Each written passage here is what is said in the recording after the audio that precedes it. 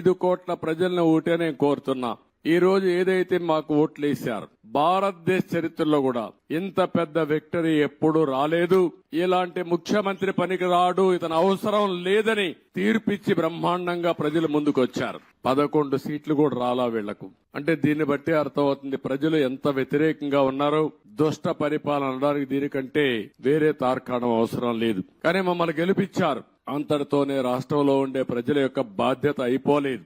అనునిత్యం మీరు ఆలోచించాల్సిన అవసరం ఉంది. రాజకీయాలకు పనికిరాని వ్యక్తి, ముఖ్యమంత్రికి అర్హత లేని వ్యక్తి ఆ పదవి వస్తే ఏం చేస్తాడో 5 సంవత్సరాలు మనం చూశాం. ఈ రోజు పోలవరం గాని, అమరావతి గాని వ్యక్తిగత సంపద కాదు. ఏ ఒక్క వ్యక్తికో, ఏ ఒక్క వర్గానికో, ఏ ఒక్క ప్రాంతానికో పరిమితమైంది కాదు. కానీ ఇది ఒక సంపద కేంద్రం. ఒక సంపద సృష్టిస్తే అది సమాజానికి పనికొస్తుంది. అదే సమయంలో వ్యక్తులు బాగుపడతారు.